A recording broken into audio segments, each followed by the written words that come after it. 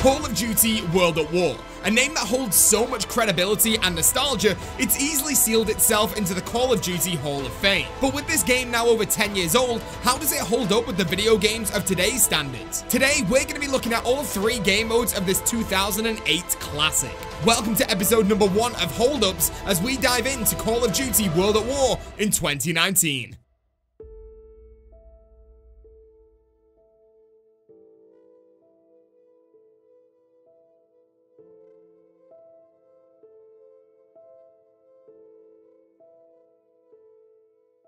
Released on the 11th of November 2008, Call of Duty World at War was the 5th mainstream title in the Call of Duty series, selling more than 3 million copies in the United States alone in the first 2 months after release, and selling a whopping 15 million all-time copies worldwide. The title was definitely a success. But why? The initial answer would be, well, it's Call of Duty. Its older brother, Call of Duty 4, was a fantastic game, selling over 17 million copies and being the first Call of Duty that I personally played and a lot of other people played as well. But even with this boost of hype surrounding the Call of Duty series after COD 4, the developers of World at War over at Treyarch knew they needed to bring something special to the table. And oh boy, did they deliver. When someone says Call of Duty World at War, I think of an incredible first-person shooter set in the World War II era. But by the release of World at War, Call of Duty had already turned its name into something more than just a war game. The second game mode, known as online multiplayer, had been pushed into the spotlight and drew millions of players not just to buy the game, but to also jump online to play with their friends. And the great thing about COD multiplayer back in 2008 is that it seemed like even without your friends being online, you could still have a lot of fun. And that's what a lot of online video games at the time were definitely lacking. And even better than that, making new friends was a day-to-day occurrence. With the ability of adding players from your matches to your friends list on either Xbox Live or PSN, making new friends had never been easier. I mean, I still have friends to this very day that I met playing Call of Duty back on Xbox Live. But what is Call of Duty World at War multiplayer like today? Well, I would love to sit here and tell you guys that it feels exactly the same, and that you could have fun for hours on end. But honestly, it's a bit of a ghost town. From the player count ranging throughout the day from anywhere between 100 and 500 players online, on the once most popular online service for this game, Xbox Live, it's fair to say that I struggled to get into a game. But I was persistent, and after around 5 minutes, I finally got into one. And you know what? It was awesome. Rediscovering all the weapons again for the first time in 10 years, and trying out the cool but probably not the most balanced thing in COD multiplayer history, the tanks, was an absolute blast. It's a shame that with the lack of the people online, I could only play Team Deathmatch, and not some of my once most popular game types such as Search and Destroy. But with that aside, I was still having fun. And with the nostalgia flowing back and the rush of excitement that I would feel after getting a 7 kill streak and watching my enemy's face get ripped off by a pack of vicious dogs, the inevitable then came. The everlasting reason why this multiplayer is the multiplayer that I love to hate. Hackers. From being invisible, invincible, or even just flying around the map, I remembered the reason why this multiplayer stopped being fun. It's a problem that was never fully fixed, and the main reason why this Call of Duty has so little players online today compared to other old iterations in the series. All in all, World at War multiplayer was great, but unless you get super lucky and have a match without hackers, this game is basically unplayable. Unless you have a team of 12 friends who want to jump into some private matches, World at War multiplayer is definitely a no-go in 2019. But this isn't where today's video ends. We've only just scratched the surface of what World at War has to offer. Let's move on to something more playable in 2019, the fantastic World at War campaign.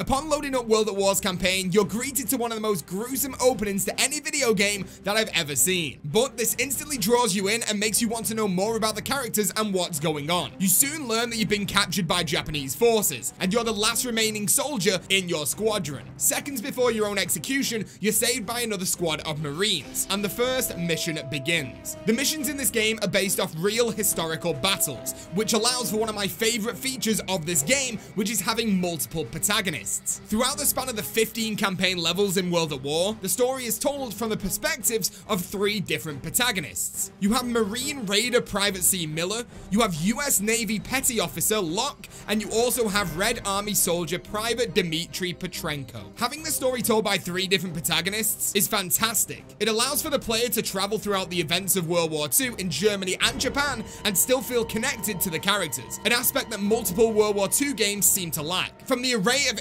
interesting weaponry to manning a gunship attempting to shoot down kamikaze pilots, the World at War campaign will submerge you into one of the greatest storylines in Call of Duty history. And the fact that you're learning about real-life historical events at the same time is even better. But how does it hold up today in 2019? Well, I'm glad to report just as good as ever. World at War is still the best World War II themed campaign I've ever played. It's true to say that the game is slightly lacking in the graphics department with a lack of textures compared to today's standards, but it was released on last-gen consoles, so what do you expect? One bonus from this is that I'm sure Treyarch knows that the game is great, and the game's starting to show its age. Maybe one day we'll get a remastered version for current-gen consoles. Another thing in the World at War campaign that I love is the death cards. You can find these around the stages of the campaign, and they allow you to add fun cheats into the campaign when you replay them. And these can also be used in one of my favorite things that the game has to offer, the co-op campaign. That's right, you can play through the whole of the campaign with your friends. It really makes for an exciting time, and with the death cards allowing features such as paintball mode, that just adds to the experience. The campaign ends as you're playing as Dmitri alongside Reznov. Dmitri gets shot by the last German troop before Reznov cuts down the Nazi flag, helps Dmitri up onto his feet before planting the Soviet flag into the ground, signaling the ending of the war in Europe. The credits then play, and that's the end. But wait, there's more. That's right, the one that started it all, the feature that solidified the term third game mode in the Call of Duty series, Nazi Zombies. I still remember the very first time that I played the Nagda and Toten zombie map. I remember getting the feeling of pure vulnerability. Knowing that you're alone inside a building surrounded by the undead was terrifying. And even worse, knowing that your fate is sealed. Inevitably, the game is going to end the same way, but it's just a case of how long that you can survive. It's hard to believe that a concept so simple with a small amount of features was so enjoyable. 10 years ago, I basically played this game mode on repeat, constantly trying to get higher and higher rounds. Alongside the ability to invite your friends into play and push for higher rounds with more people, Nazi Zombies felt like the first of its kind, and it shone a new light of popularity onto Call of Duty. And when something gets popularity, you get sequels, and that's exactly what we got. We were treated to a further 3 zombies map throughout the DLC season of World at War. Verrückt that was set in a German asylum, Shi no Numa that was set in a Japanese swamp,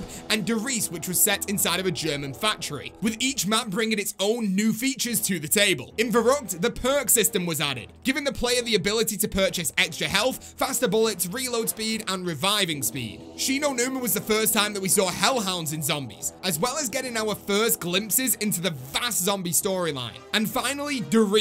It introduced us to the Pack-a-Punch machine, the now staple to the franchise Easter eggs, and giving the player even more information surrounding the zombie outbreak and allowing the audience to dig even deeper into that storyline. Thinking back, World at War Zombies always seemed so perfect, but surely it's masked by my amazing memories of this game. So how does it hold up in 2019? Well, it's playable, still fun for what it is, but of course there's flaws that we didn't really pick up on 10 years ago, and the main one being sticky zombies. Luckily in recent years we no longer have this in zombies, but with the health cap on World at War without Juggernog being 2 hits, sticky zombies suck. If you get hit by a zombie too close to that zombie, then there's no hope. You're dragged directly into their body and you will get hit again, downing you instantly and the game is over. If you are a massive fan of World at War weaponry, then you'll have fun with World at War Zombies. If you're not too bothered about the weaponry you're using, it's definitely a more safer experience playing these maps remastered on either Black Ops 1 or Black Ops 3. With that said, World at War Zombies has a type of charm about it. I don't know if it's my own nostalgia giving me rose-tinted glasses, but I had a lot of fun getting this footage. On top of this, we also had custom zombies in World at War on PC. With the game now being over 10 years old, there's thousands, if not tens of thousands, of free zombie maps for you guys to download and play that have been created by members of the community. Some of them are a little bit